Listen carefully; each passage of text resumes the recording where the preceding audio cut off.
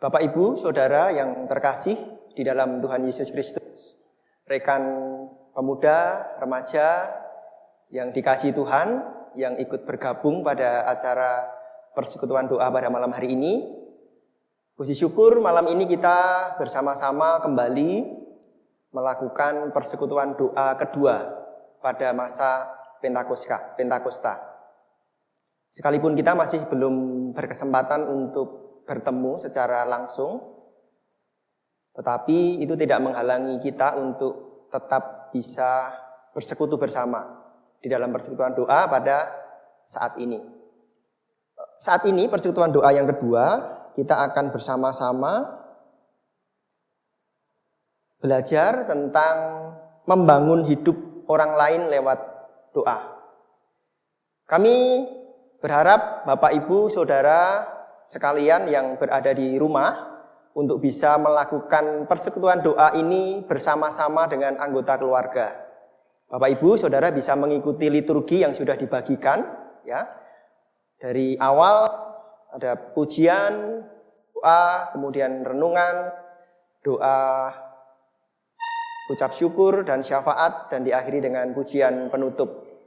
Dan saat ini kami akan menyampaikan renungan persekutuan doa pada malam hari ini melalui live daring multimedia GKJ Mojosongo. Sebelumnya marilah kita berdoa terlebih dahulu, kita minta pimpinan Tuhan untuk menyertai acara kita pada malam hari ini. Mari kita berdoa. Tuhan Yesus, kami bersyukur oleh karena kemurahan-Mu kami beroleh persekutuan bersama-sama dengan anak-Mu Yesus Kristus. Terima kasih malam hari ini kami boleh bersama-sama mengikuti persekutuan doa yang kedua. Mari Roh Kudus, Engkau hadir menolong kami untuk mengerti kebenaran firman Tuhan yang kami pelajari bersama-sama pada malam hari ini. Kiranya acara pada malam hari ini memberkati kami semua, menjadikan kami pendoa-pendoa yang membangun hidup orang lain. Terima kasih Tuhan Yesus, di dalam nama-Mu kami sudah berdoa dan menaikkan syukur. Amin. Baik, Bapak, Ibu, Saudara yang terkasih, rekan pemuda dan remaja, pada saat ini kita akan bersama-sama membaca dari kitab Filipi. Filipi pasal 1 ayat yang ke-3 sampai yang ke-11. Kami persilahkan untuk mempersiapkan Alkitab dan bisa dibuka di Filipi pasal 1 ayat 3 sampai 11. Saya akan membacakan mulai dari ayat yang ketiga. Surat Paulus kepada jemaat di Filipi. Aku mengucap syukur kepada Allahku setiap kali aku mengingat kamu, dan setiap kali aku berdoa untuk kamu semua. Aku selalu berdoa dengan sukacita. Aku mengucap syukur kepada Allahku karena persekutuanmu dalam berita Injil mulai dari hari pertama sampai sekarang ini. Akan hal ini aku yakin sepenuhnya, yaitu Ia yang memulai pekerjaan yang baik di antara kamu akan meneruskannya sampai pada akhirnya pada hari Kristus Yesus. Ayat yang ke-7. Memang sudahlah sepatutnya aku berpikir demikian akan kamu semua, sebab kamu ada di dalam hatiku. Oleh karena kamu semua turut mendapat bagian dalam kasih karunia yang diberikan kepadaku, baik pada waktu aku dipenjarakan maupun pada waktu aku membela dan meneguhkan berita Injil. Sebab Allah adalah saksiku, betapa aku dengan kasih mesra Kristus Yesus merindukan kamu sekalian. Dan inilah doaku, semoga kasihmu makin melimpah dalam pengetahuan yang benar dan dalam segala macam pengertian, sehingga kamu dapat memilih apa yang baik, supaya kamu suci dan tidak bercacat menjelang hari Kristus, penuh dengan buah kebenaran yang dikerjakan oleh Yesus Kristus untuk memuliakan dan memuji Allah. Demikianlah firman Tuhan. Yang berbahagialah ialah kita yang mendengar firman Tuhan, memeliharanya dan melakukan di dalam hidup kita sehari-hari. Baik, Bapak, Ibu, Saudara sekalian, adik-adik remaja dan pemuda yang dikasihi Tuhan, malam hari ini kita akan belajar persekutuan doa yang kedua ini dengan tema membangun hidup orang lain lewat doa. Tentu Bapak Ibu sekalian sudah tidak asing dengan kata doa ya. Ada orang yang berkata bahwa doa itu adalah nafas hidup orang Kristen, nafas hidup. Jadi ketika orang bernafas, disitulah ia berdoa.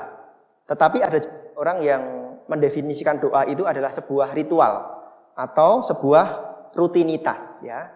Misalkan berdoa bangun tidur, berdoa sebelum makan, berdoa sebelum melakukan aktivitas, berdoa dengan sisi tertentu, berdoa harus di tempat-tempat tertentu.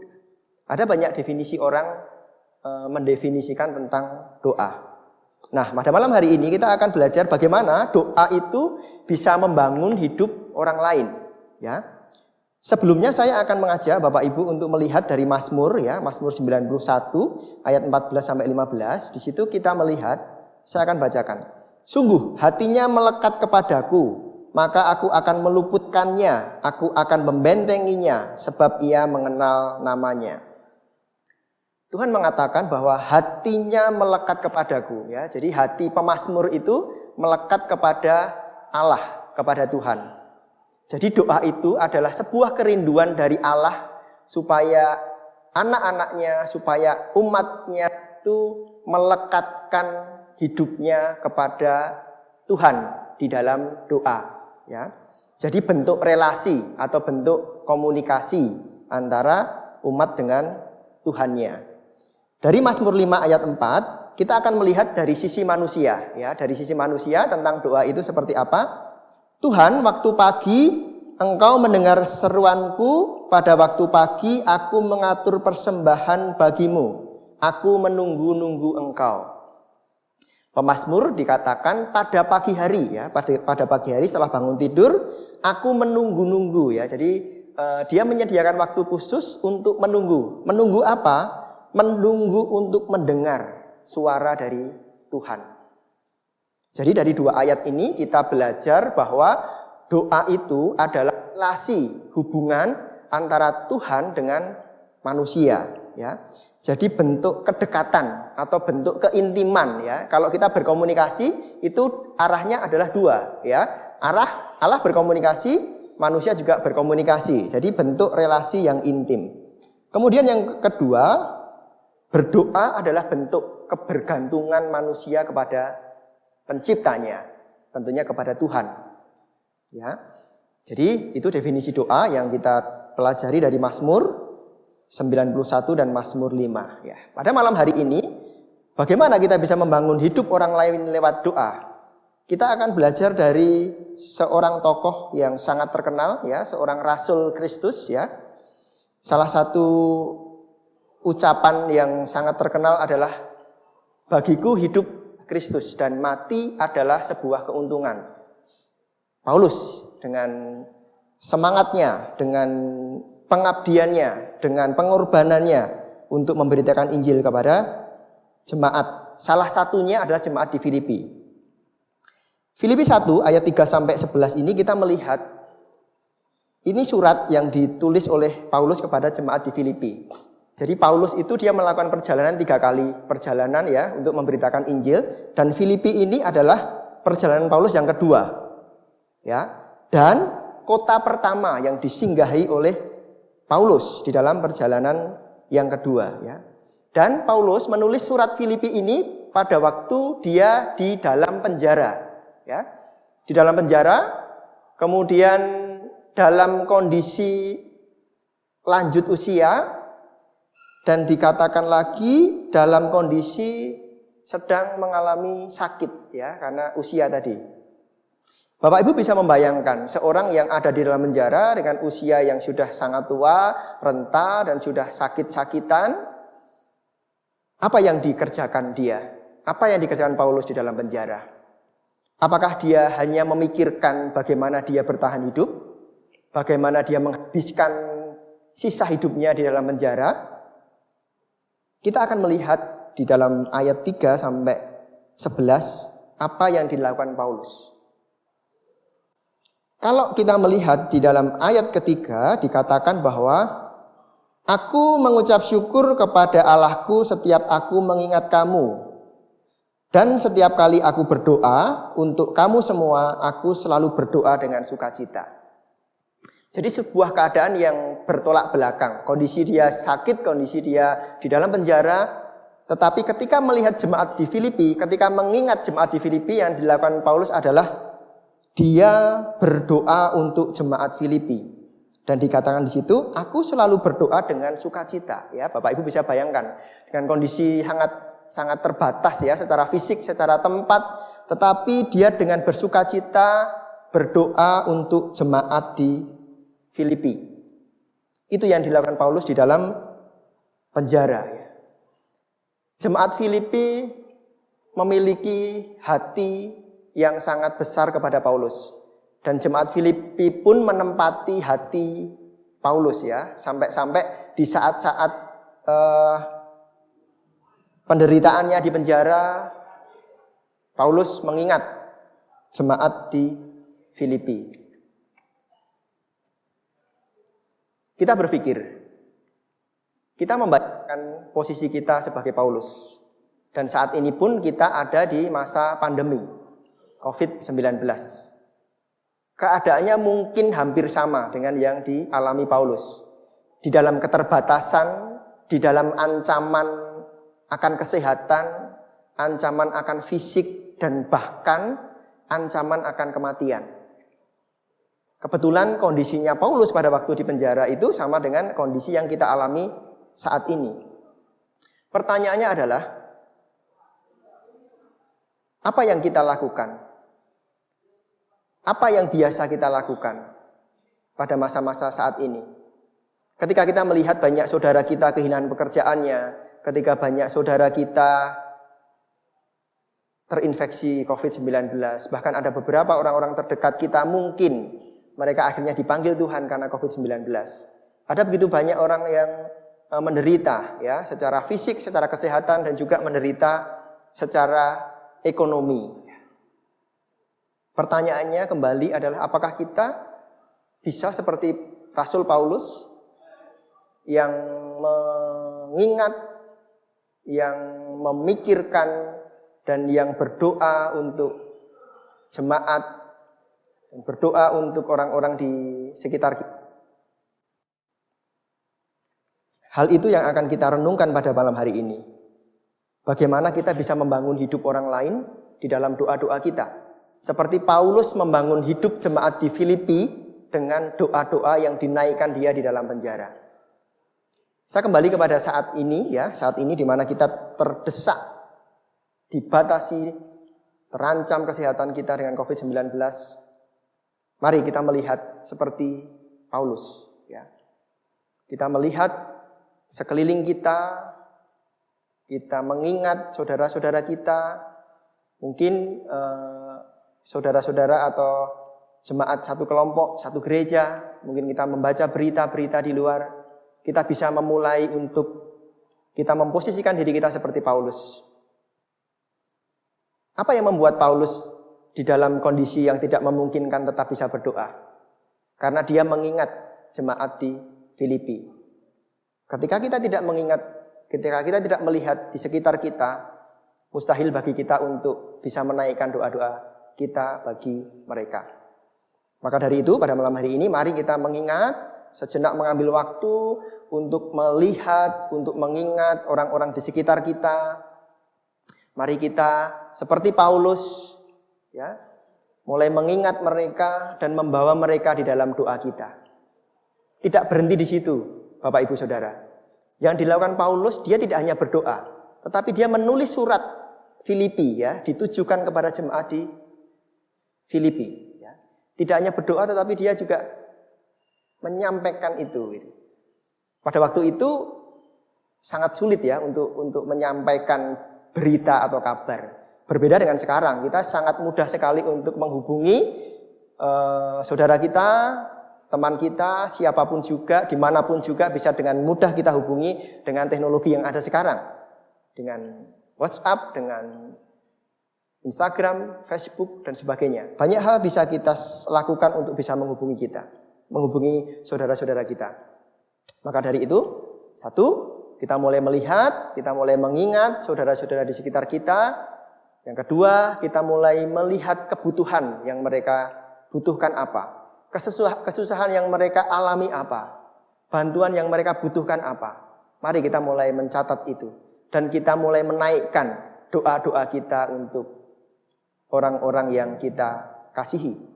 Dan seperti Paulus, ada baiknya kita juga berkabar kepada mereka.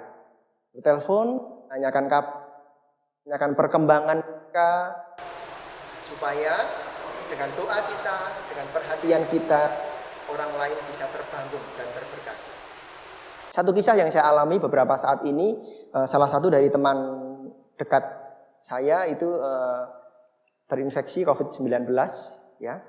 Kemudian dia harus diisolasi di rumah sakit, sementara istri dan anak-anaknya harus tinggal di rumah. Ya.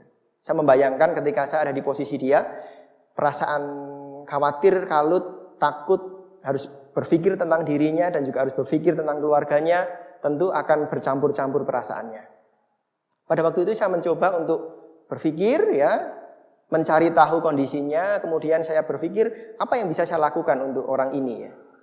Kemudian yang saya lakukan adalah saya mengirim pesan, ya, menanyakan kabar, ya, tentang kesehatannya, tentu tidak detail karena itu nanti akan malah mengganggu, ya. Jadi sekedar menanyakan kabar, halo, bagaimana keadaanmu, apa yang bisa saya bantu, gitu. Saya berdoa untuk kamu dan keluargamu, gitu. Dengan begitu dia memberikan respon yang sangat baik, ya. Terima kasih untuk doanya, terima kasih untuk perhatiannya. Saya berusaha untuk rutin mengirim pesan, menanyakan kabar, sampai akhirnya dia bisa pulang ke rumahnya. Kemudian dia menyampaikan terima kasih atas perhatiannya, terima kasih atas doanya. Saya sekarang dan menjalani isolasi mandiri di rumah dengan keluarga. Hal seperti itu yang disebut doa membangun hidup orang lain. Kalau kita belum bisa memberikan bantuan secara materi, belum bisa datang menjenguk, ya, karena kondisi seperti ini, kita bisa mengirim doa. Kita bisa mengirim doa, kita bisa meminta kabar dia melalui telepon, WhatsApp, dan sebagainya. Supaya dengan berdoa dan perhatian yang kita berikan itu bisa membangun hidup orang-orang di sekitar kita. Maka dari itu, malam hari ini kita belajar dari Paulus, di mana dia di dalam keterbatasannya, di dalam keadaannya yang terancam, di dalam kesehatannya yang semakin memburuk, bahkan Paulus berpikir hidupnya sudah tidak lama lagi. Tetapi hati jemaat Paulus yang selalu ada di dalam hidup Paulus itu membuat dia terus menaikkan doa-doanya. Malam hari ini, Bapak Ibu, Saudara, terkasih, rekan pemuda remaja yang dikasihi Tuhan, mari kita seperti Paulus, meminta Tuhan untuk memberikan kepekaan kepada kita, supaya kita peduli dengan orang-orang di sekitar kita, dan kita mulai memberi perhatian, menaikkan doa, dan terus memberikan kasih kita melalui doa dan perhatian kepada mereka. Supaya keberadaan kita memberkati dan membangun hidup saudara-saudara di sekitar kita. Amin. Bapak Ibu, Saudara yang terkasih, rekan pemuda remaja yang dikasihi Tuhan, kita sudah sampai di akhir renungan persekutuan doa kedua pada saat ini, ya. Sebelum kami akan menutup, saya akan menutup di dalam doa.